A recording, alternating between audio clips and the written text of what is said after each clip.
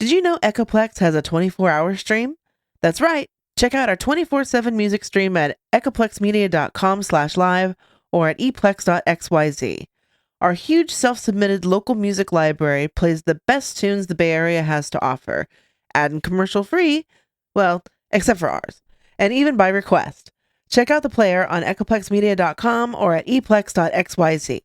Bookmark it and enjoy it all day. Echoplex is very supportive of our local music scene, and we hope you enjoy the soundtrack they've so graciously sent in for us to play on our network. If you like who you hear, please go check them out. The names of the artists are displayed on the player at echoplexmedia.com and at eplex.xyz. Hello, wherever you are in any part of the world. Hello from my heart to yours.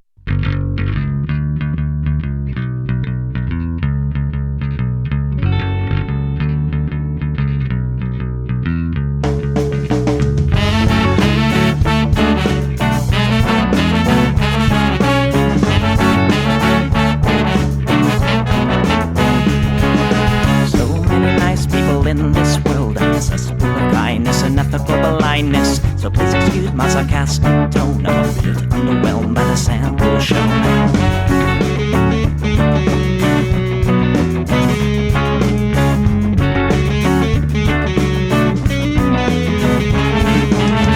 Mr. Bistro fraternity guy, you got my asshole bloodshot eyes. Get drunk and fight every night. Idolize Bradley, belittle women's rights. Homophobic, racist, and don't give a fucking hey. Do you think you can drive a bigger truck? So wear your baseball cap to the side to let everyone know that you're a nice guy. So cool, was so impressed.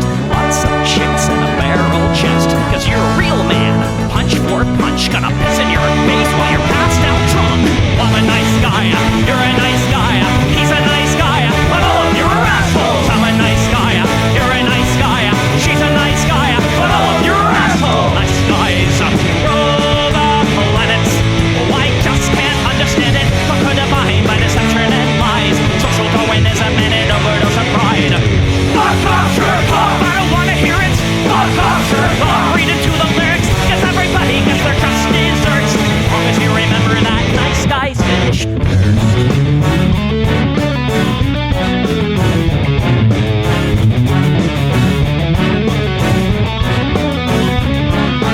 Mr. Whitebeater, you're next on the list. Such a nice guy who speaks through his fists. Prick with a penchant for messing with heads. A broken nose for dinner and breakfast in bed. Alcoholic, paranoid, and suicidal too. But you'll probably kill her before she gets away from you. Swims in a pool of blood and cry. All your friends say that you're a nice guy. Have a drink, this one's on me. Look, you're doing fine, losing to your disease. Comatose, I'll pack your bags. Bury you alive, castrated and gagged. Oh, I'm a nice guy, you're a nice guy. We're all nice guys, but all of you are assholes. He's a nice guy, she's a nice guy. Hey, Tom Bone's a nice guy. All of you are assholes. Nice guys rule the planets. The fundamental put a body by deception and lies. Social Darwinism and an overdose of pride. Fuck off, jerk off. I don't wanna hear it. Fuck off, jerk off. Read into the lyrics, so let the party spill quench your thirst. As long as you remember that nice guys finish first.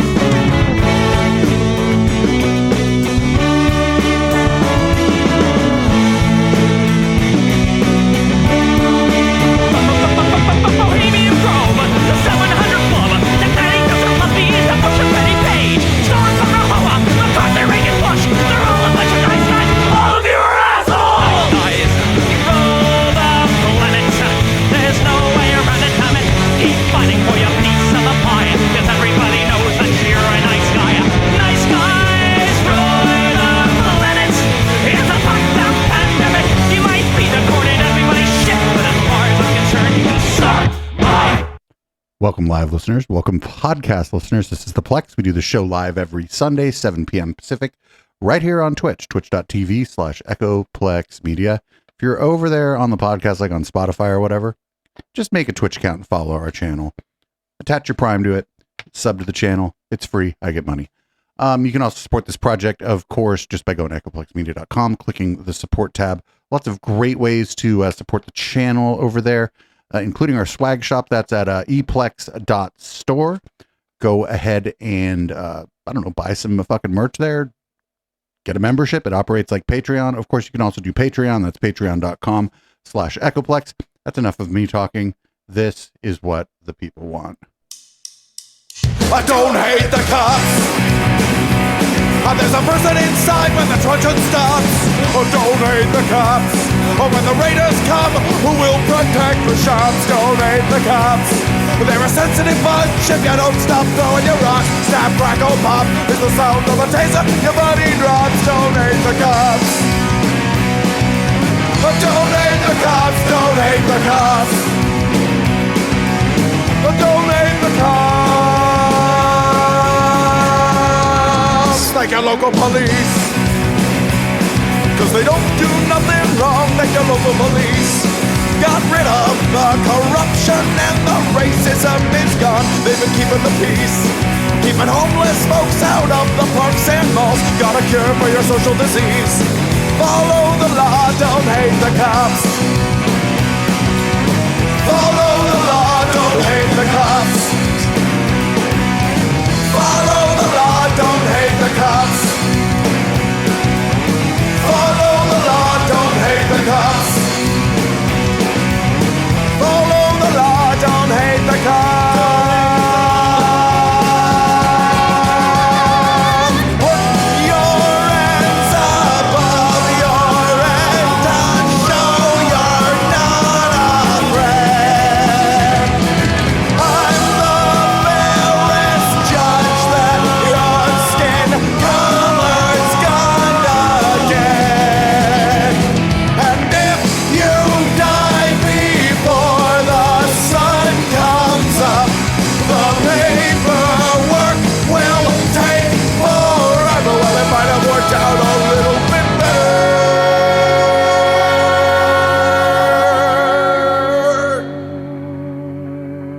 if you didn't hate the cops. Cause they don't do nothing wrong. Don't hate the cops. You can't blame them for just doing their job. Don't hate the cops. Well, you gotta wonder how much would it cost for you to be shot at and stabbed at by maniacs and drunks. Don't hate the cops. Don't hate the cops. Don't hate the cops. Don't hate the cops. Don't hate the cops. Don't hate the cops. Don't hate the cops. Don't hate the cops. Don't hate the cops. All right, so this election season, what I can't fucking wait for is to watch this as this goes down. While the rest of the Republican field is terrified of Trump, Chris Christie is going to ineffectively try to go after Trump. And I'm totally here for it because he's not really that good at this shit. So it's not going to really, none of it's going to land, but it's going to be fun to it's going to be fun to watch him try. And here's an example of that. That mission for now is taking on Donald Trump his way. I oppose him for his incompetence. I oppose him for his broken promises before we ever get to any of the criminal indictments. What's the truth on Trump? He's a completely self-centered, self-possessed, self-consumed, angry old man.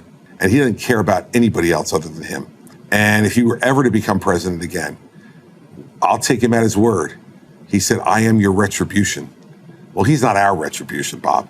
He will be his own retribution. Why is everyone else in the field seemingly avoiding Trump, tiptoeing around him? I think it's one of two things. They're either unwilling to do it because they have aspirations, maybe a vice presidential bid or a Trump cabinet, and some of them are just unable to do it. If you want to be the man, Bob, you got to beat the man.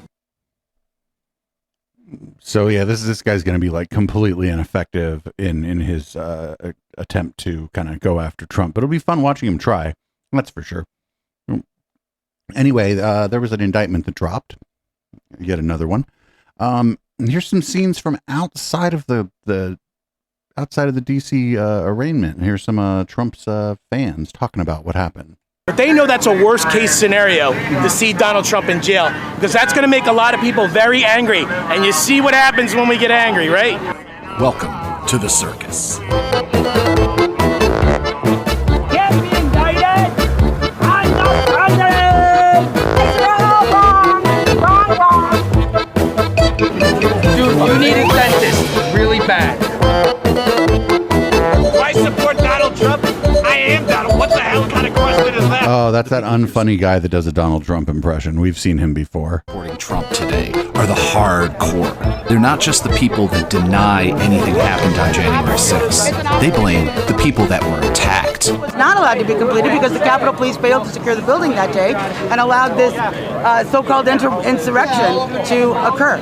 So the people who actually obstructed the process were not the individuals there exercising the First Amendment. They were the people in leadership who did not properly secure that building that day. That's who's responsible for interrupting the process. That's who should be charged. A lot of the MAGA world, if they even believe something bad happened on January 6th, believe it was just a warning to the deep state.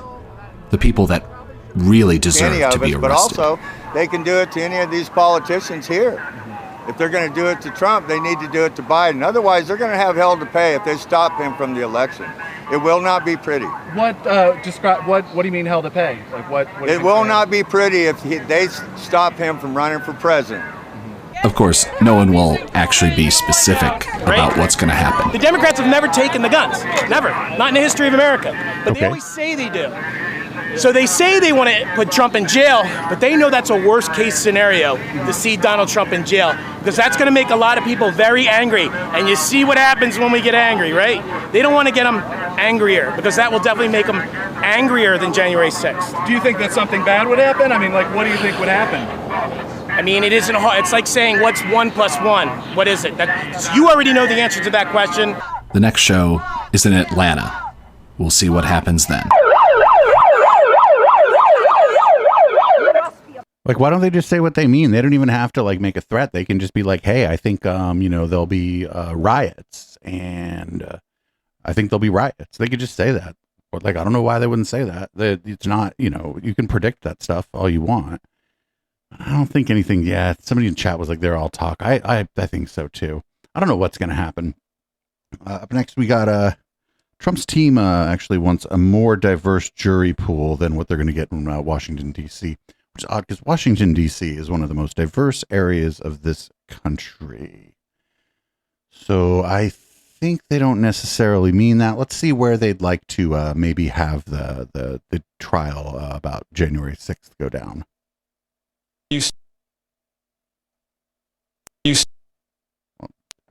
Great website you got over there, Elon. Let's try this again.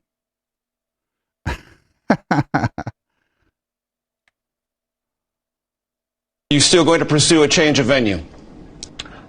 Absolutely. We would like a diverse venue, a diverse jury. Do you have any expectation that will be granted? That reflects the characteristics of the American people. It's up to the judge. I think West Virginia would be an excellent venue to try this case. Speaking Very of the close judge, to DC and a much more diverse. What's more? West Virginia is more diverse than Washington, D.C. I'm thinking no.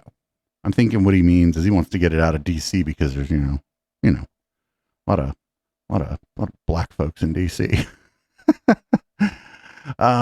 This one's great. This one's like what I put for the description on here is like, what was I supposed to do? Just twiddle my thumbs? We are talking about whether we are going to, as a nation, completely repudiate every one of our founding principles. Which is what the modern left wing, which is in control of the Democrat Party, believes, that we are the root of all evil in the world and we have to be eradicated. This is an existential threat to the very survivability, not just of our nation, but of the example that our nation, properly understood, provides to the world. That's the stakes. And Trump seems to understand that in a way a lot of Republican establishment types in Washington don't. And it's the reason he gets so much support in the hinterland, in the flyover country. People are fed up with folks, get along, go along, while the country is being destroyed. And so I think the stakes are much bigger. And that means a stolen election that thwarts the will of the people trying to correct course and get back on a path that understands the significance and the nobility of America and the American experiment is really at stake, and we ought to fight for it. Then there are no longer any impediments to them preventing us from ever having a fair election again, which means there are no impediments to them blocking the consent of the governed having control of the direction of the government. And we no longer are free people. Right. I mean, those are the stakes. What the fuck is this guy talking about? Those are the stakes. What are you supposed to do? Just sit around and twiddle your thumb? I mean, maybe.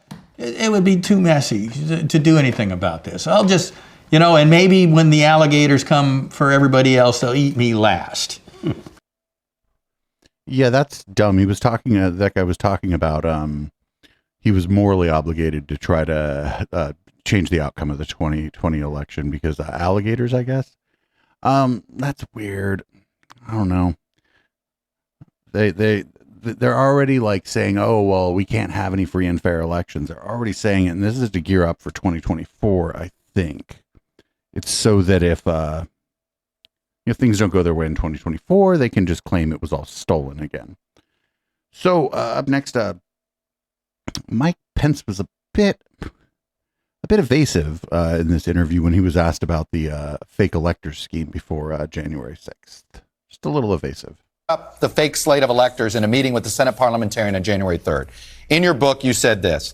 I asked her a direct question referring to the Senate parliamentarian. Are there any alternate electors from any state? She told me there were not. I mentioned that I had heard that some alternate electors had been sent from several of the disputed states. So this was on January 3rd. What can you tell us about what you knew about this elector scheme on January 3rd that prompted you to ask this question? I just heard what was being talked about in the press at the time, Chuck, but I thought it was... Yeah, by early January, like it was that Donald Trump knew that this guy, for all his many, many faults, wasn't going to fucking play ball.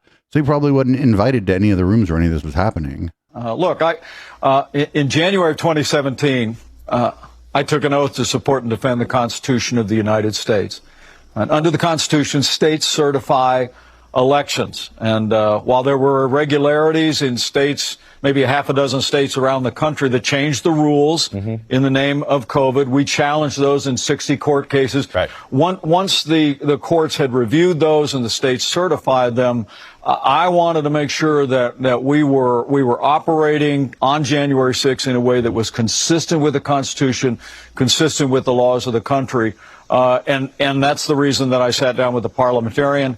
I looked through the process. I was determined to hear the objections that Republicans were planning to bring, Chuck, and many did bring. Right. I mean, you remember Democrats brought objections to Electoral College votes in 3 of the last 4 elections that Republicans prevailed. There was nothing unusual about that. None of it, right. But I did ask the parliamentarian. Under the law. I did ask the parliamentarian very directly, Chuck. Right.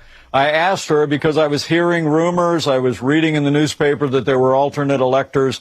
I asked her point blank. Was anybody in the White House telling you this? From any state, and she said there was not. I don't recall that. I just remember hearing it in the public, and I wanted a definitive answer whether or not the parliamentarian had received any additional electoral votes. She had not. So as you know, we actually changed the language as those Electoral College votes were recorded. Right. But look, Chuck, I've told you many times, I said it again at the Iowa State Fair. Right. I had no right to overturn the election. The Constitution is quite clear.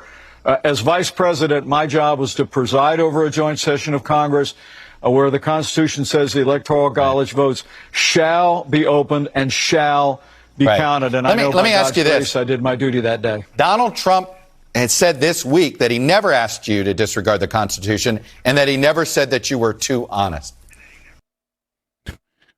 Well, whatever. I would never accuse Mike Pence of being too honest. He just didn't want to go down with the fucking ship, man. That's all. He's like, I'm not going down with this one. He's like, I've done a lot of crazy and bad shit as governor of Indiana and as the vice president, but I ain't going down with this ship. Also, it's funny. He thinks he's running for president. He's not running for president. I mean, he thinks he is, but that Vivek Ramaswamy guy might get more votes than he does. Anyway, up next we got somebody, they brought their receipts. This is in response to Keith Kellogg endorsing Trump and saying that Pence is unworthy of the presidency. Former staffer Mark Short produces an email that Kellogg sent him on January 6th showing that Kellogg was opposed to Trump's attempts to change the result of the 2020 election until he learned to love them. Love it when people bring receipts. I want you to also listen to what retired General Keith Kellogg, as you know, he served as Pence's national security advisor, just put out in a statement. Let me read a couple sentences from the statement. You know him well, Keith Kellogg. Pence has often chosen the passive route, avoiding confrontation.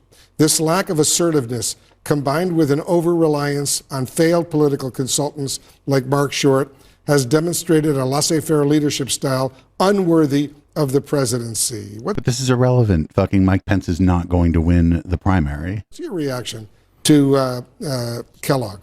Well, Wolf, it's saddened to read that. I don't want to denigrate anybody who has served our country in uniform in combat like Keith has. But at the same time, I think Keith has just recently boasted that he nominated Mike Pence for the Presidential Medal of Freedom, which I don't think is consistent with his comments of him lacking leadership skills. I also know there were a lot of young men and women on our staff who stood at their posts on January 6th. Unfortunately, Keith was not one of them. Keith was at the rally at the time that the United States Secret Service evacuated the vice president. The vice president's national security advisor was down on the rally encouraging people to march on the Capitol. So he did not stand his post. And, you know, I did bring a receipt tonight because this is an email that I got from Keith on January 6th and the evening of January 6th, in which he said, "The president is up in the residence. I recommend you stay on the Hill and finish the Electoral College issue tonight." I responded, "That's our plan." And he said, "That's not a good plan. That's a great plan. Close this thing out tonight." So on January 6th, Keith was clearly supporting the vice president's actions. I know that he's still on Donald Trump's payroll, and perhaps that's why he's saying something different today. That's a pretty serious charge you're making right now. I think that his comments, you know, are very inconsistent with everything he said about Mike Pence and also in private to Mike Pence in the 2 years since January 6th.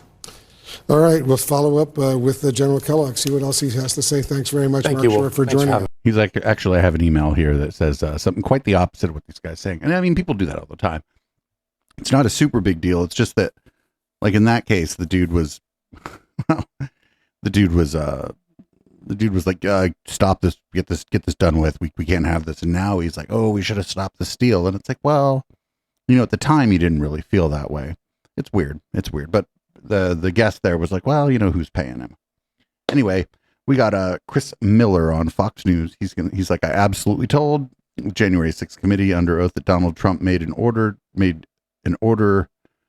to deploy the National Guard. And then he went on he went on Fox. Well, he was on Fox and he's like, I absolutely told the J6 committee under oath that Donald Trump made an order to deploy the National Guard. But then under oath, he was like, I was never given any direction or knew of any plans of that nature. So he said one thing to the J6 committee, and if you can imagine that, a completely different thing on Fox News. I don't know. Maybe hopefully he's lying to Fox News. Who knows?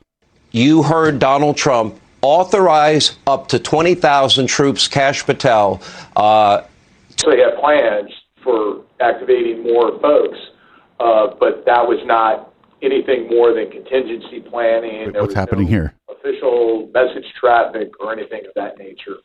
Regarding. Just so we're clear, you did not have 10,000 troops, quote, to be on the ready. Fox fucked up their audio. Did you hear? You looking at this? For January 6th. Prior to January 6th. A non-military person probably could have some sort of weird interpretation, but no, to answer your question, no, that was not part of my plan or the Department of Defense's plan.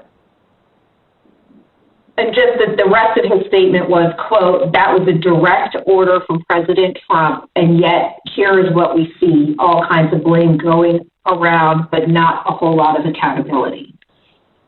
And to be crystal clear, there was no direct order from President Trump to put 10,000 troops to be on the ready for January 6th. Correct? No. That's correct. There was no order from the president. We authorized. Well, something's horribly wrong with this clip. Anyway, We're going to move on. This is live, everybody. Can you tell? So, I mean, up next, fuck the Lincoln Project and fuck everybody involved. Well, fuck the main people in the Lincoln Project. However, they do have some pretty snazzy video editors working for them. Probably some younger people. Check this out. Presidential charm. The DeSantis method. When interacting with the public, be sure to turn on the charm. Stop coming up to me, talk to me. What are you talking about? I'm not here working with people. Are you blind? Friendly. What is that? An icy? Yeah, that's probably a lot of sugar, huh? Fun. I'm here. I don't know the other ones. I'm not friends. Okay, all right. It's good. All right, we'll say hi to everybody. When interacting with the media, it's important to be polite and congenial. How would they know me? Okay, think about that. Do you honestly believe that's credible? Strong. You better ask an on-topic question because I'm not answering anything that's not about the economy. Confident. I'm sick of the judgmental stuff. It's important to be prepared for any situation that might come up on the campaign trail. Even a runny nose. Yum. Whoopsie. Yeah. Okay, don't back down. Oh. It smells really good, I'll tell you that. Wow, great job, Ron. Everyone enjoys a good story, so make sure you tell a good one. You know, my mom, or my wife. Perfect. Someone left a bunch of balls, and then she was in the next one. So we're hitting, and I noticed the balls, but I noticed her, right? Riveting. What time is it? It's gotta be past 10 o'clock. Where are your kids? 7:15. Yeah, it's too late to call my wife. With these simple steps, you'll go from being a presidential candidate to not being a presidential candidate in no time. Right, Ron? Like I said, I mean, fuck the people in the Lincoln, especially the people that had a Lincoln Project, but they have some pretty good video people there, the younger folks, I'm assuming. Up here we go. Here's a Fox News host versus a GOP House of Representative member talking about the accusations against the Biden family. He serves on the House Oversight Committee. Congressman, thanks for taking time with us today. You heard from the president there yesterday. He has maintained all along that he never talked to anybody, including his son, about his foreign business deals.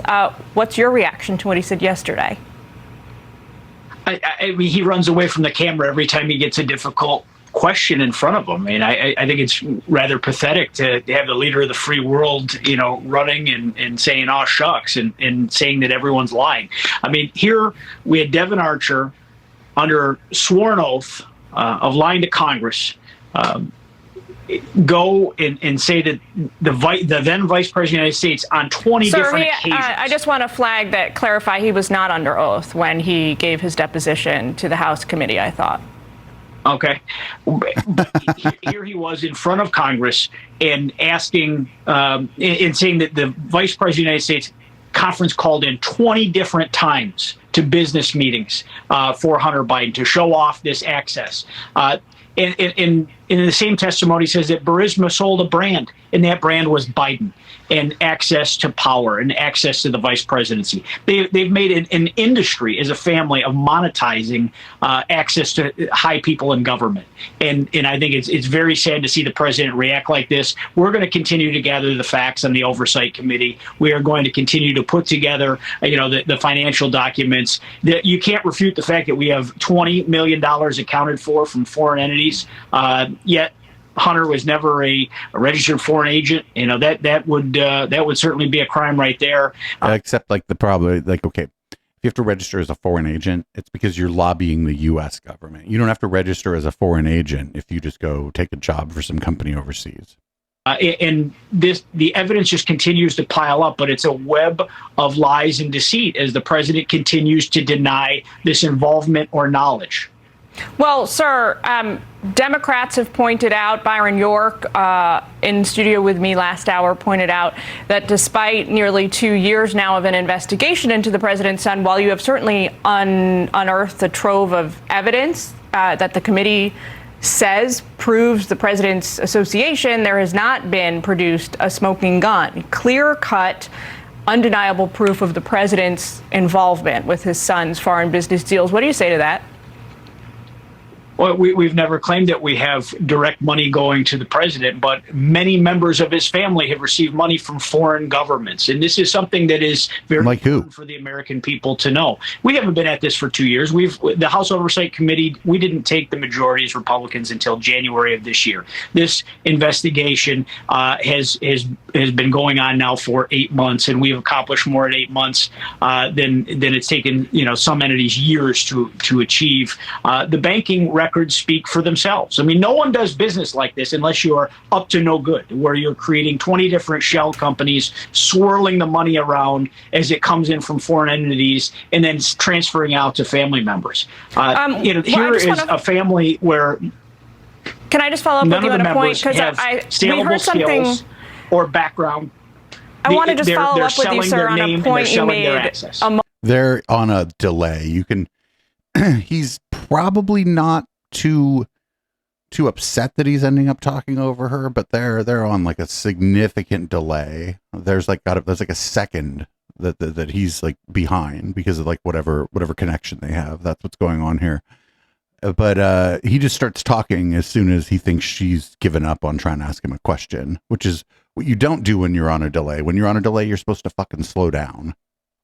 A moment ago, which is, you said we never claimed that any money was funneled directly to the president. That is precisely the claim that the chairman of your committee, James Comer, and also Jim Jordan have made many times on the public record. We are putting an investigation together, laying out the facts between on the business dealings of this family. We are going to continue this investigation. I believe impeachment inquiry would give us more tools to get the job done, but I think the Speaker of the House has been very methodical, as has the chairman of our committee have been very methodical in the way they've laid this out, that we are presenting the facts as we get them. And that's why this is the third memo of financial documents that has been released this week. And we have kept the American public up to speed of the work of this committee. You have not seen any memos officially claiming that the president received direct funds. That has not been said. And as we continue this investigation, we'll continue to release this information. But, where there's smoke, there's typically a raging inferno. And when you have $20 million based on no saleable skills and no background that this family has in the businesses that they were in, they were literally selling a name and selling a powerful brand that was senior in government to foreign agencies, foreign governments, and foreign businesses. The fact that Archer said that Burisma would have been belly up but for the Biden family protection, I think says an awful lot. Congressman, got to leave it there. Got to clarify again that the chairman of your committee and multiple colleagues of yours have made that direct claim that money has been funneled to the president, or that he has profited directly off of his son's foreign business deals. We got to leave it there. Thank you so much for taking time with us today. We appreciate it. That lady about to get fired. Thank you. Or the other thing is, and I've been sort of noticing this a little bit, I feel like some of the people at Fox News, possibly like producers or whatever, they're like thinking a little more long term. And maybe they're thinking it's not such a hot idea to go basically chasing ghosts in the night every time somebody makes a claim, because even their viewership, first of all, their viewership's getting older, and so they're going to have to find a way, maybe to get people from my generation or something to start watching. They're not going to get like the generations behind me to start watching anytime soon. But like they got to get the Gen Xers to start watching if they're going to be able to continue to have a viewership. As like my parents' generation, they start dying off, and I don't think that a lot of the Gen Xers are really going to end up over at Fox as if they just keep chasing every fucking story, every claim about the Bidens, or previously it was the Obamas, right? And even before that, it was the Clintons. Well, it's always been the Clintons. The Clintons have already been mixed in, but I don't think my generation is that interested in that stuff. And so I think there's some people at Fox, like I said, who are thinking a little more long term and want to keep their jobs as producers, don't want to have to, or if they have to go look for a job somewhere else, they don't want their fucking resume tarred and feathered with a bunch of bullshit. And so some of the people, especially in the daytime part of Fox, where it's more reporting, and I think that's where that last clip was from, they're starting to push back, not say, oh, I think you're lying or I think you're full of shit, but being like, hey, other people on this, like what she was saying, other people on the network made the claim that you're saying isn't being made. And I think it's just that there are the people in like the news department are thinking about their careers and their future. And their careers are cooked if they just keep doing this conspiracy mongering. So I think we're starting to watch things change, at least during the daytime on Fox News. We'll see though. Anyway, up next, we got Laura Ingraham. She's going to claim that the Grand Canyon National Monument is a Joe Biden scheme to funnel uranium money to Kazakhstan. Her producers, on the other hand, don't give a fuck. The question isn't whether Joe Biden himself got direct payments from foreign business interests, even oligarchs. He's stupid, but he's not that stupid, right? But he benefited because his son benefited, his only remaining son. And it sent a message to the world that American policy was for sale. And what policy in particular was for sale? Well, we may not ever know. But as long as Joe Biden is in power, a cloud of corruption hangs over this White House. Take his announcement yesterday, brazenly crippling America's uranium mining capacity by making 1 million acres permanently off limits for any type of mining.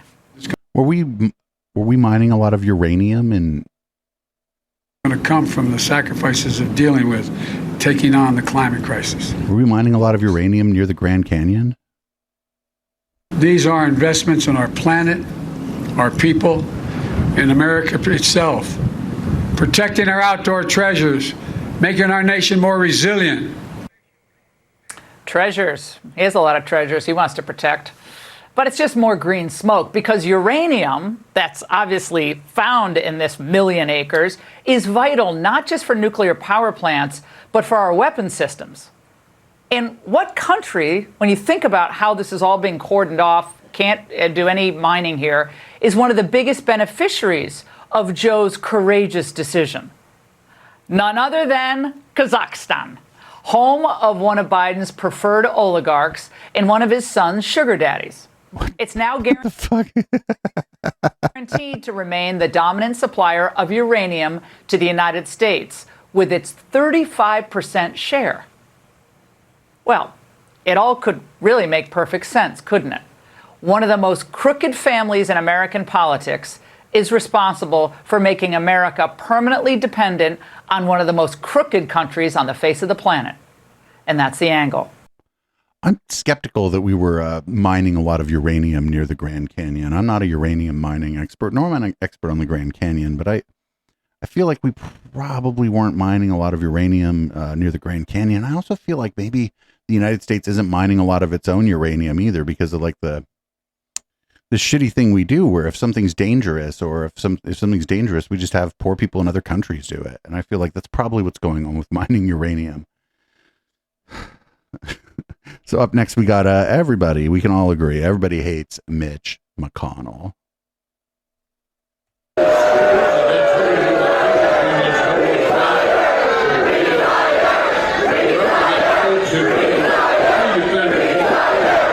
This is in his home state at like one of his own events, and everybody fucking hates this guy.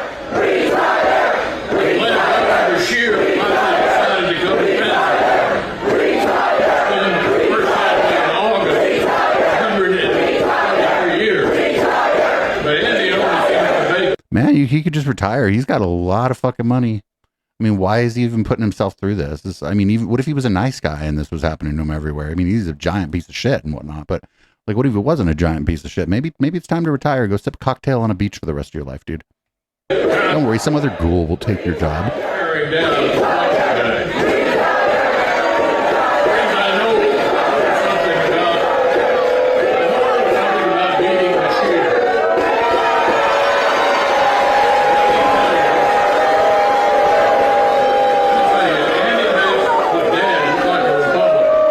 There are right-wingers and left-wingers in that audience holding hands, booing Mitch McConnell.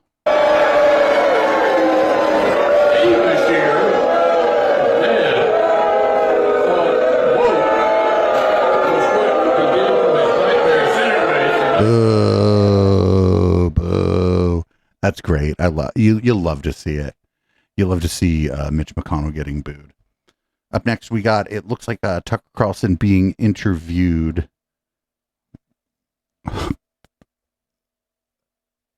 No, he's interviewing Tristan Tate, and Tucker's going to go after Fox News for not having the back of one Mr. Alex Emmerich Jones, which a little weird. That's down to people like you. Do you think, since you spend a lot of your life thinking about communications, the media, social media, like, where are we in 5 years? Is speech restored to the average person, or is there less speech?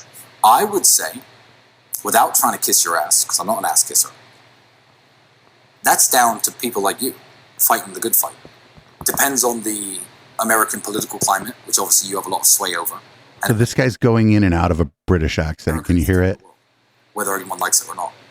I believe it's the negative ideas from England and America that have certainly made this happen to me.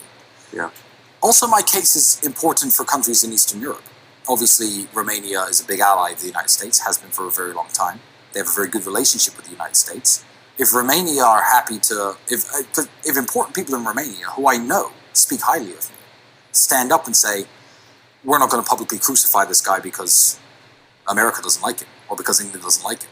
I believe this is a very good moment for Eastern European countries as well, NATO allies. That's right. To say, look, we don't have to do everything you say. We don't have to follow this insane agenda of accusing people you don't like with imaginary crimes and throwing them in jail. This could be a victory for Romania. The work you're doing could be a victory for the United States. England's lost, so forget England. Yeah. There's no free speech in England. That's over.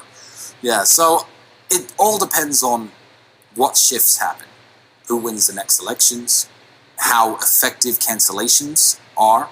You have people like, Rumble, Elon fighting against this silencing of every idea that's counterintuitive to the agenda of the deep state, or the matrix as my brother calls them. So I don't know, but it's a very interesting time to be alive. I would like, the optimist in me would like to think there's finally enough pushback. So let's take Alex Jones. You don't have to agree with everything Alex Jones says. I like Alex Jones, but I don't agree with everything Alex Jones says, and you don't have to. But Bill Maher famously, and credit to him, said when Alex Jones got banned, he said, we shouldn't be banning people. He said, I hate Alex Jones, but Alex Jones should be allowed to talk. Everyone should be allowed to talk in the town square. I feel like when they got Alex Jones, there was no safety net. He is a warrior, and he continued fighting, and now he's back in the mainstream. Good for him. But he was renegated to his own site with his own servers, streaming every day to small audiences after they axed him off YouTube. Cancellation. No one defended him. No one. I was on vacation that day. Yeah. I was fishing out of the country, and the company that I worked for, which is supposedly in favor of free speech, said not one word in his defense. And it's like, first they came for Alex Jones. I didn't care because I was Alex Jones. Yeah. Well, first they came for Alex Jones, and I did not speak up. Now there is I don't even want to call it counterculture, but if you cancel people, look, they canceled Andrew. How successful was that? He's sitting here with you today. Yeah. He's bigger than ever. His voice is louder than ever. Now, thanks to people like Alex Jones, who took the initial brunt of the weapon, the cancellation weapon, now there are lots of different platforms, lots of different apps, lots of different applications. I mean, Elon's taken over Twitter, which was a mainstream app which censored people very heavily. The pushback has started. So the optimist in me would like to look at the trend line and say things are getting better as compared to when they canceled Alex 6-7 years ago. It does feel that way. Yeah, it does feel that way. So I'm going to be hopeful for the future. But also, I don't know what these people are capable of. I don't know what they're capable of. Look what's happened in my life. So just real quick, I don't know if anybody remembers this, but after Alex was kicked off of YouTube and Facebook, he was still allowed on Twitter. And I think the only reason he got kicked off was because at the Capitol, Jack Dorsey was going to go speak to Congress, and Alex Jones went up to him and started fucking yelling at him as he walked up the fucking stairs to go speak to Congress. And then like fucking a day later, he was kicked off Twitter. So, these tech people, they have big egos. Could you imagine that? Like a Peter Thiel or an Elon Musk. They have Mark Zuckerberg, Sheryl Sandberg, all these people, they have big egos. And so Alex probably would have got to stay on Twitter a little longer had he not tried to confront Jack Dorsey while he was on his way to speak to Congress. Now, I don't know if that's what happened or if he was going to be banned soon anyway, and Twitter was just waiting or, assessing the situation more or whatever. But it seemed awful coincidental to me that a day or two, I think it might even been the same day, but within 2 days of him like going after Jack Dorsey on his way to speak to Congress, he was then kicked off of Twitter, and then he had no social media, or none of the big social media platforms where he could do his show. And whatever, Alex Jones has a right to say whatever he wants, but I don't think that he has a right to use anybody else's computer systems, just like I don't have a right to use your computer. So up next, if you remember, there was a brawl in Montgomery. We're not going to cover that, but we do have a couple. Funny, like second order things about the brawl in Montgomery. One is there's a song about the brawl in Montgomery. Stop playing with these niggas. Lego. Hey, I'm really proud of y'all. Montgomery Brawl. Bitch. Not one but them all. Montgomery Brawl. Shout out bro that can swim. Montgomery Brawl. Salute shit, really all of them. Montgomery Brawl. Shout out Unc with the chair. Montgomery Brawl. Everybody that was there. Montgomery Brawl. Threw the hat off at the start. Montgomery Brawl. Woo. Man, shout out to the girl. Montgomery Brawl. Hey, now y'all done started some shit, so we gon' finish y'all it. Did. And this time, everybody about to witness it. Y'all. Bro told them to move, just doing his job. Real. But y'all wanted to jump him, so now we got a prize. Let's get it. All right, bet. Let me tell y'all what really happened. Heard they was jumping on my cousin, let me off, Captain. Cuz came out the water like, let's get it cracking. Unc came with the chair like I got some action. Cuz came no shirt like I got Sebastian. I got him. Even the women getting hit like, damn, what happened? Hey, this shit was kinda lit like, damn, it's cracking. I even seen a rock bottom like, damn, this wrestling. Seen a couple of them boys go night-night. And we got the first black man to swim to a fight. Salute. If you mad at this song, don't mention me. Don't do it. But fuck that chair going down in history. Hey, I'm really proud of y'all. Montgomery Brawl. Bitch. Not one but them all. Montgomery Brawl. Shout out bro that can swim. Montgomery Brawl. Salute shit, really all of them. Montgomery Brawl. Shout out Unc with the chair. Montgomery Brawl. Everybody that was there. Montgomery Brawl. Threw the hat off at the start. Montgomery Brawl. Man, shout out to the girl. Montgomery Brawl. Yeah, this a real good moment in history right now. Let us all smile. Salute. So we're not going to we're not obviously not going to watch the Montgomery Brawl, but the song was pretty good. And up next we got some people did a bit of a dramatic reenactment of this Montgomery Brawl, which is I think it's rather funny. So here's I guess we can only it's a reenactment of the Montgomery Brawl. Here we go.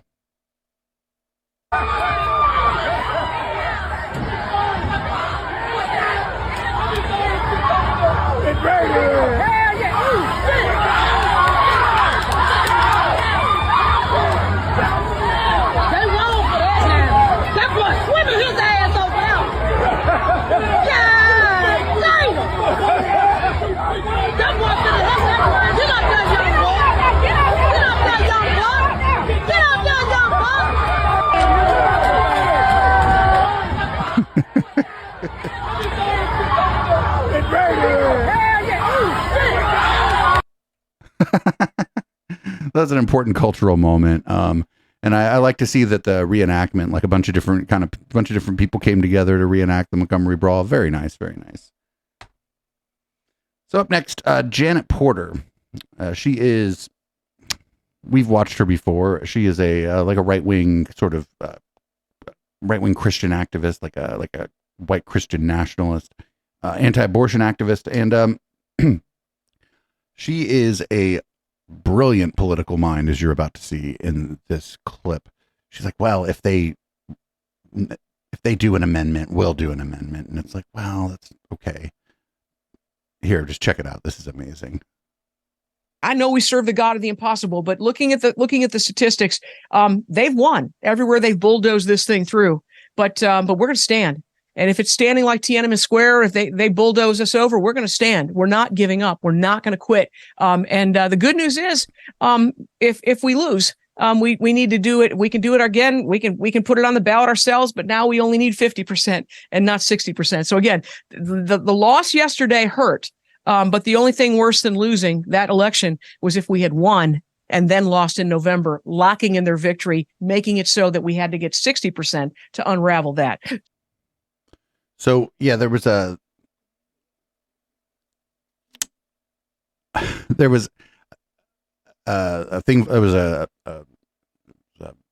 ballot initiative in Ohio where they tried to raise the threshold to amend the Constitution to 60%, and she's like, "Well, we lost that." They wanted to raise it so that people couldn't. There was a groundswell of people trying to enshrine abortion rights into law in Ohio via referendum, and she's like, "Well, we lost the thing that would have made it be 60%," but she's like, "Now, if they get the 50% plus one to change the law, we can just change it back with 50% plus one." She's a fucking genius. I'm telling you, fucking genius. Up next, everybody. You know, we got like Black History Month and Pride Month and whatever. Well, what we're gonna do now? We're gonna do Christian History Month. And as always, shout out to Right Wing Watch. Probably couldn't do this show without them. I think people are feeling it's time for Christian History Month. Christian History Month. And I hadn't thought about when, but I'm going to suggest June because it's also Celebrate Life Month. The life of this nation. No, you're suggesting June because it's Pride Month. Was founded on a Christian worldview. A lot of gay Christians out there, and a lot of Christians who are in favor of gay rights. So, I mean, we could celebrate that part of Christian history, sure. If we preach all this and teach it in June, we'll be ready for the 4th of July with a true understanding of what it means when it comes around. Maybe others could propose a different month, but you have the authority to create celebratory months and recognize things. And I think it's time, and I've talked with a few leaders. I talked with Don Federer, and he said there'd been talk about it, but he felt it was the right time. And, we just, June would be a good month. But that's my contributions to the discussion. Well, thanks, I guess, for contributing to the discussion. June will be Christian History Month, I guess. We can do Christian History Month if they want. I don't care. It's not like I'm gonna celebrate it, but other people can. Fuck it. So up next, I didn't know Rick Santorum was still around. I thought that Dan Savage had pretty much taken him out of the conversation with that Spreading Santorum website. But no. So here's he wants to have a constitutional convention, an Article 5 constitutional convention. And before we get going here, when people talk about this, they don't really understand what happens. If there's a convention of the states, a constitutional convention, you don't get to call it and then say it's going to be about this. People can just bring up anything. It's a fucking free for all, and amendments to the Constitution can be passed. And so, like, people who want to do it for any reason, they need to think a little more deeply about it and understand what's going to happen there. Rick Santorum, not exactly known for deep thought, so we'll see what he has to say here. And once again, a shout out to Right Wing Watch. Yeah, Santorum can stick around. Sometimes it stays around. You got to take a shower. One of the things that I hear all the time as I travel around the country is, people talk about the Constitution and we can't mess with the Constitution. And I think people forget that the Constitution was written by folks like you. They were almost all state legislators. They weren't congressmen. They weren't people from... To be fair, I don't really know that there were states as we understand them at this time when the Constitution was written. The federal government. They were people from the states. And interestingly enough, not surprisingly though, that they wrote the Constitution to keep them in power, right? They had to give more power to the federal government than the Articles of Confederation, but they wanted you folks, the state legislatures, the states, to be at the top of the food chain. So when people say, well, don't mess with the Constitution, does anybody believe that the states are at the top of the food chain? Do you believe any of you are at the top of the food chain? Not very convincing, and also incorrect, mostly just because he's trying to read the minds of a bunch of dead people. I don't know that the formation of the federal government was put there to put the states at the top of the food chain. And again, Convention of the States is fraught with problems no matter what you're trying to get done, because some other thing may come up, and the thing that you were trying to get done doesn't even end up getting discussed, and then something you don't want to happen ends up happening. That guy's an idiot. It's a good thing he's leading this charge or whatever, because he's an idiot. Anyway, we don't really have a palate cleanser this week, but what we do have is Marshawn Lynch. Just a national treasure. Here's him over at NASA, talking to the people at NASA. This is pretty fucking awesome. We have a phone call to the International Space Station planned for you. So you get a chance to talk to the astronauts. That's in real space? They're real space, about 200. So what if I say something like, the trajectory right now, do I sound like I should be in here? Like, oh yeah, okay, so I'm gonna just throw the trajectory out there a few times. Hey, what's the trajectory looking like? Everything, copacetic, everything straight? Yeah, it's good. What I don't want to hear is, Houston, we have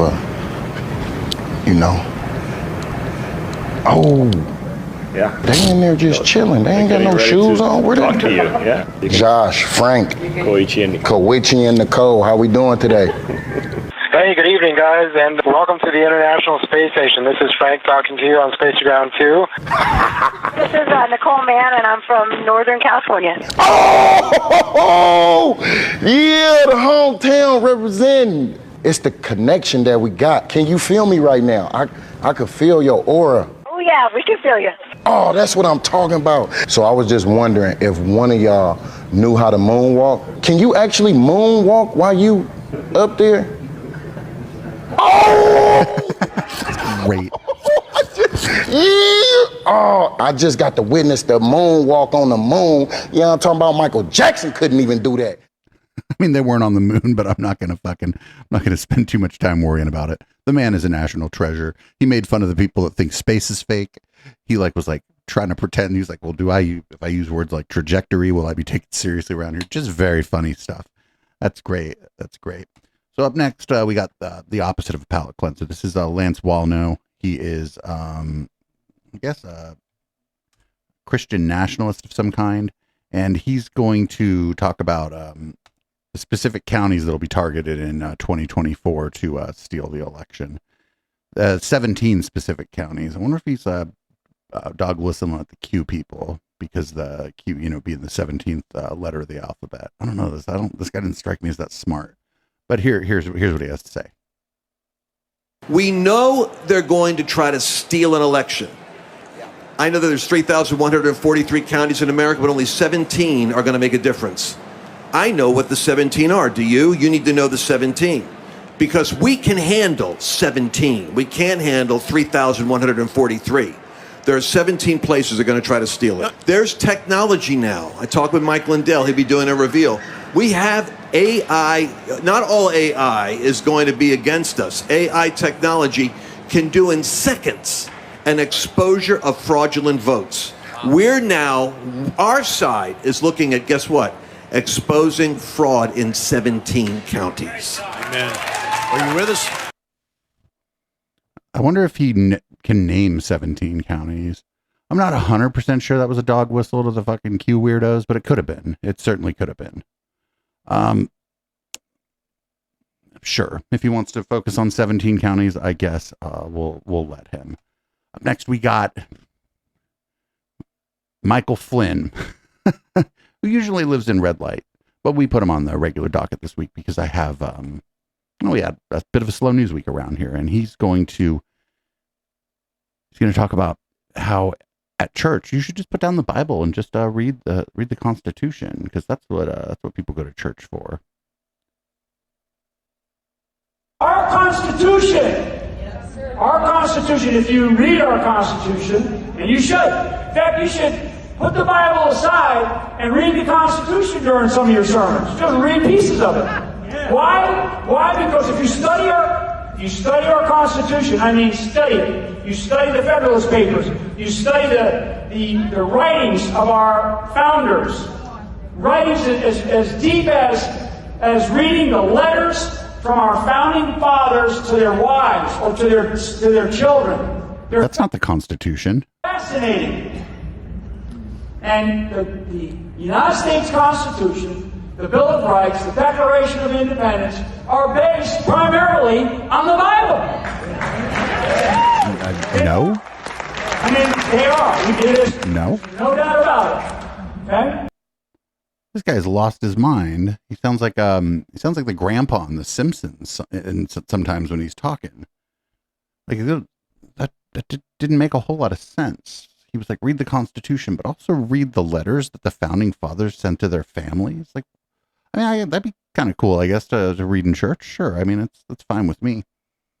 Up next, we got this is Steve Schultz. He hosts Elijah's List. Usually when we watch this, or historically when we've watched clips from him, it's because he's had Kat Kerr on. Kat Kerr is like a weather warrior person. She thinks she can control the weather with like a fucking magic staff or some shit. But not this time. This is Johnny Enlow who's on his show, and this what Johnny's going to say here is just kind of all over the place. Check this out. There's people that talk about there being Trumpism and excessive adulation of Trump, et cetera, et cetera, et cetera. And they miss that throughout history, quality leaders have lost their commission and or their lives by not recognizing who God is working through. And so this is supposed to speak to some people in the body of Christ, some leaders. And if you just go through, Moses, how many times did he face either directly this challenge of who is this Moses, or some virtual equivalent of that? His own sister gets too familiar, gets leprosy for challenging his leadership until he prays for her. You have the Korah rebellion that goes on. You have, the examples of, there's David, his own son, anointed, called, comes from David. He's from the tribe of Judah and all that kind of stuff. He just thinks he's the anointed one. And then you have some of David's loyal priests, loyal advisors, loyal leaders that have served him, that have been following the anointing for 40 years, but they don't understand David is the anointed man. And so they go against him and their commission. They literally lose their lives, most of these guys, in the process. So even the host has no idea what the fuck this guy's talking about. This is a word, that's why there's this last chance, and I'm going to get into that a little more, but I just want to say that again. This is the word. The Trump train is coming in and taking off. Get on board. That's the key part, is get on board. Last chance. A train doesn't take off. A train departs the station. That would be an airplane. I told you that was all over the place. I listened to it before because somebody, I forget who sent it to me. They tagged me or something, and they're like, this doesn't make any damn sense. Like, could you explain this to me? And I was like, well, no. And it was completely all over the place. I mean, that's good though. That's good. At least whatever the shit that was didn't make any sense. So it's not going to persuade anyone of anything. Here's a religious right-wing commentator named Michael Brown, who is not too happy with our red light star here on the show, little Nicky Fuentes. And here's what he has to say. The Lord rebuke you, Nick Fuentes. That is despicable. That is anti-Semitic drivel. That is from the pit. That is a blasphemous misuse of the name of Jesus, of the gospel, of the royalty of King Jesus. Yes, my friends, this is the vile white supremacism that we have denounced for decades, raising its ugly head. This is the worst form of Christian nationalism, is anything but the gospel, is anything but living out Christian principles in America, is anything but being salt and light. It is despicable. I denounce it. Every person of conscience should denounce it and pray for the salvation, repentance of Nick Fuentes and everyone who cheered his words on. Nick, the Lord rebuke you. You are in serious, deep, demonic error. Hell yeah. Yes, Nick Fuentes. I mean, I probably don't agree with that guy on much, but he even called out Christian nationalism, and that's like a right-wing Christian preacher guy. So that's pretty cool. But I mean, that's like the kind of the low-hanging fruit too. Like it's not like little Nicky Fuentes is it's hard to tell what's going on. It's not like he's using a lot of dog whistles or whatever. All right, we got a few more clips before we go into red light. First up, we got Charlie Kirk, and he's going to talk about the Trump presidency and whether or not it was a failed presidency. gag order against Donald Trump and says you're not allowed to talk about the case. And let's say then Donald Trump violates the gag order. What can be done? Well, very few people know this, but federal judges have arrest authority. Yes. He could send federal agents to then go arrest Donald Trump and put him in jail, detain him. Yeah, for contempt of court, yes. Fine him, but probably jail him and say, we're done. You're in jail now. Or he could have another separate indictment that would be a hard case to win, another hard one to win, that could actually move very quickly, of defying a gag order, which is against federal law. So some of you are emailing us, freedom@charliekirk.com, and you're saying Donald Trump should absolutely, certainly ignore the gag order. And by the way, I admit he said absolutely nothing wrong here. Now, sure, you could appeal to another federal judge, maybe. But let's be very clear. Can you gag a political candidate? It's against the First Amendment. No, it's not. Just because you're a political candidate doesn't mean that you don't have to obey the orders of the court. Now, understand that the federal judges have far more power than people recognize or realize. This judge could conceivably sign an order and say, Defendant Trump, you are now in pretrial detention for 4 months, no access to a phone. Is it worth taking that risk? Is it worth pushing the boundaries or the barriers to put Donald Trump in a prison cell with no access to phone to defy the gag order? Well, no, it's not. I mean, no matter who you are, if you're out on pretrial detention, you just do what you're fucking told. Otherwise, you're not on pretrial release. You're not on pretrial release anymore. It doesn't matter if you're the president or just some fucking person. And by the way, its maximum penalty for contempt in federal court is 6 months. But this judge has done all sorts of weird innovations in legal practice. Is this the hill to die on? That's an interesting question. Some of you say right here, Charlie, Donald Trump should defy the gag order, make them arrest him. They're not ready to put Donald Trump in prison. Well, I think they are ready to put him in prison. I think that the recent indictments show that. Well, except that he's out, like he's been released. It's worth asking, and it's worth contemplating. We'll find out. Here's what I think is going to happen. I think this judge is going to issue a very sternly, strongly worded final warning, basically saying, Defendant Trump, you keep this up, I'm going to do a gag order.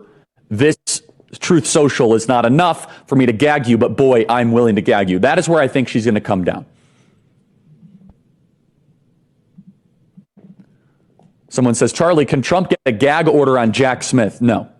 Of course, and this other person says, Charlie, this is all extremely one-sided. Of course it's extremely one-sided. They control the government.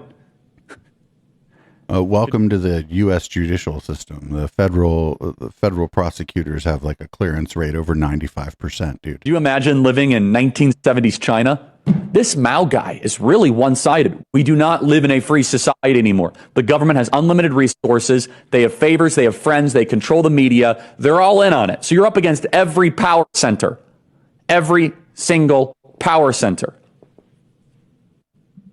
Let's play some pieces of tape here. I like how he calls it tape.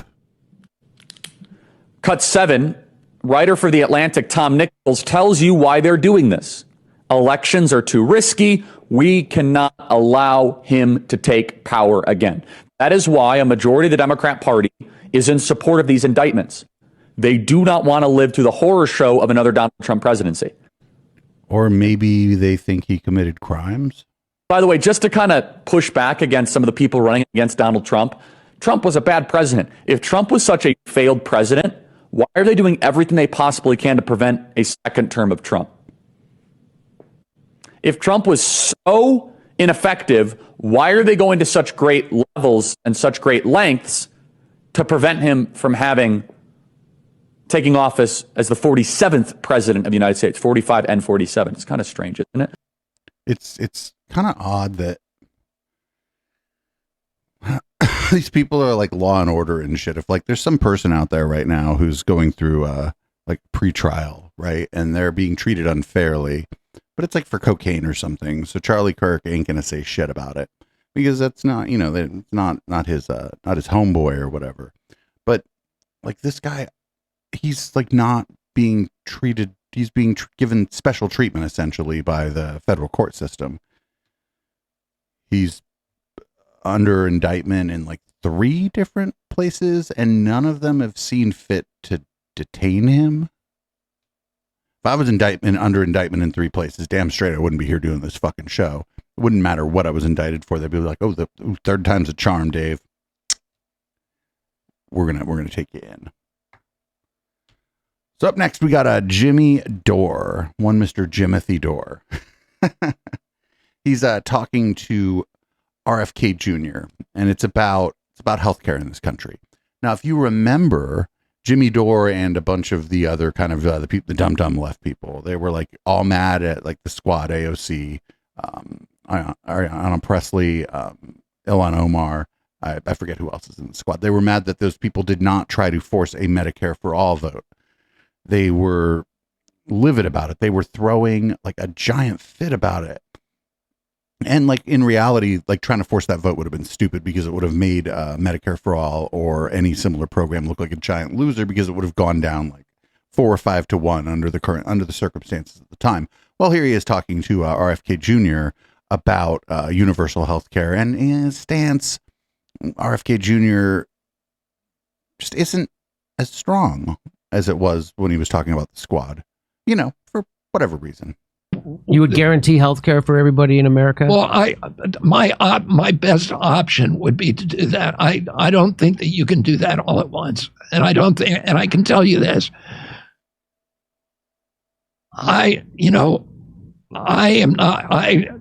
that is a battle that I think is polarizing, and that is, because the power of the pharmaceutical industry and the power of the medical cartel, that it's just, at this point, it's too much of a heavy lift. So, you're never going to get there. So what I'm going to focus on is things that I can actually do, and not promise people things that I'm not going to be able to do. What about a public option? That's what I'm talking about. Oh, you're talking about that. You could do that. That's what you're saying, but you couldn't. Well, no, I don't even know if you can get it to a public option at this point with this Congress.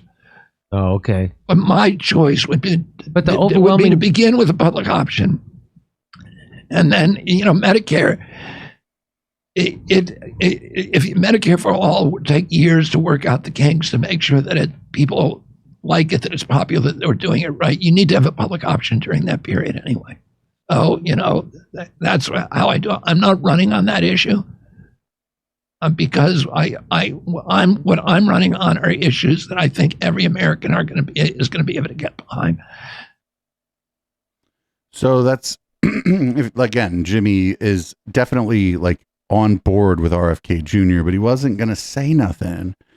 He wasn't going to call him a coward or anything for saying that he didn't think he could get it done. But like I said, when the Squad wouldn't force a vote that we all knew was doomed to fail, it was the fucking most important thing that ever happened, that they wouldn't do it because, and that's where I lose the thread, the because part, right? Like, I don't know why it was the biggest thing in the world. Like, people even tried to explain to these dumb left folks why this was a bad idea right now to try to force it. And they called all those people shills. They said, "Oh, you're in the bag for big pharma or whatever." And it's like, well, no, those people just know it's going to fail. And if you want to get universal health care for people in this country long term, you don't want to have a bunch of failed votes so that the people who are against it can be like, "Oh, you're bringing up this loser again," because that's sort of how it works. That's how the conversation works, because most people are not fucking extremely online and fucking focused on politics all the time. And so all they know is that every time this comes through, it fails in Congress. So they think it's a loser of an idea. It's not that hard to like figure that out and figure out why it's a bad idea to try to force everyone to vote on something that you know is going to fail and fail badly. It's not that we don't want it. It's that we know that we're not going to get it right now, and that when we do, when there is a vote on it, it should at least be close, even if it goes down, so the idea doesn't look like, this is a 4-1 bad idea or whatever. It doesn't mean it's a bad idea just because it doesn't have the votes. But again, most people aren't like political animals, and they just think it's a loser of an idea. Don't worry though. Jimmy Dore has Up next, he's got Brett Weinstein on. Fantastic, right? They're going to talk about, of course, trans people. You know a little bit about gender and biology, and you're also concerned about what's taken place in the conversations around this, as am I. There's nobody could be more pro LGBTQ and whatever, but it's coming to a point now, of course, where just like the establishment used racism to silence people who were anti-establishment, they're now using the threat of calling you anti-LGBTQ to silence you from saying anything rational about transgenderism or gender-affirming operations for minors, right? And my theory is that the reason why this is so front and center, just like the same reason why the Washington Post and the media started talking more about racism when racism was actually going down, it's because the establishment needs these issues to distract us from the economic war that they're playing on us. Yes, this is all a distraction. This is dumb. At least he didn't let Brett. At least we didn't hear any of what Brett said, though. I think we did watch some of that on the Intellectual Dollar Tree on Wednesday, though I'm not sure. Try to block most of that show out of my mind, actually. All right, everybody, we got one more clip. It is, of course, it's Matt Walsh, and it's about pansexuals, and Matt's just like trying to figure it out. I'm just trying to figure it out because you know what's going to be a problem for Matt Walsh is going to be pansexuals. He's going to have to deal with pansexuals. Pick a side, okay? Pick a team. Stop being indecisive. That's what pansexual really is. Aside from made up, it's a lack of commitment. And you know the thing is, I fuck everyone is in fact a lack of commitment. I'll give him that. Other people, I think, and this will be controversial, but other people have a right to know. Okay, other people have a right to know if they are potential objects of your sexual fantasies. Why? Wouldn't that be weird if I just walked down the street and I saw somebody and maybe we made a little eye contact and I stopped them. I go, "Excuse me. I have a right to know. Are you having a sexual fantasy about me right now?" They'd be like, Dave, how'd you get that black eye? Dave, how'd you get your black eye? I'd be like, well, somebody made eye contact with me walking down the street and I asked them if they were having sexual fantasies about me. And it turns out probably no, but still possibly yes. And so that's why it's not fair to walk around and say, I'm attracted to anyone at all. No one's safe. Now, whenever a group if there's like a group of people sitting in a room with Wayne Brady, and it's a diverse group, and you've got like a overweight 65-year-old man, and then you got a young woman and whatever. Everyone's sitting around and they're all thinking he could be attracted to any one of us right now. Any one of us. It could be any of us. It's scary. It's like some kind of Agatha Christie novel in a weird way. So anyway, that's the news about Wayne Brady. What? If I'm in a room with Wayne Brady, I'm not being like, is he attracted to everybody? I'm like, shit, Wayne Brady's in the room. That's fucking cool. Maybe I could get an autograph or something. Like, is that, I'm not really into celebrity culture or whatever, but Wayne Brady usually seems like a nice enough guy. He's pretty funny, you know. But instead, I could just be fucking freaking out. I'd be like, is he attracted to me and the person sitting across the room from me, even though we're different? What the fuck? I mean, that's a good enough place as any, right, to leave the podcast. Thanks, podcast listeners, for checking out the show this week. You can check the show out live every Sunday, 7 p.m. Pacific, right here on Twitch. It's twitch.tv/EchoPlex Media. And if you want to support the show but aren't into Twitch, there's some easy ways to do that. One of them is to just go to patreon.com/EchoPlex. And just sign up at any level. Also, eplex.store works the same way. And if you don't like either of those, there's echoplexmedia.com. Click the support tab. Our Amazon wish list is there. All kind of ways to support the show. Thanks, live viewers. We've got some weird shit going on for Red Light. And this is Boomers. I'm going to, as always, change the contents of my beverage. change the color of the light in the studio, and I'll be back in a couple minutes.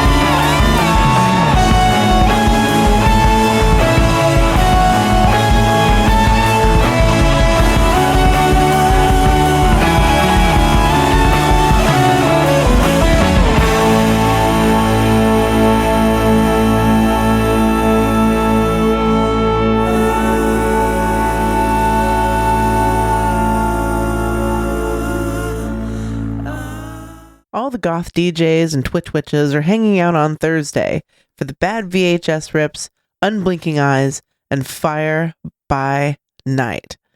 Thetans and Satans comes from an interest in the cult of Scientology, moral panics, Satanism, and how they set the tone for the extremist social media panics of today. We really earn our Weird Left Twitch badge with this show, watching the world go red light in reverse every Thursday at 9 p.m. Pacific on twitch.tv/EchoplexMedia. Find our full schedule at echoplexmedia.com.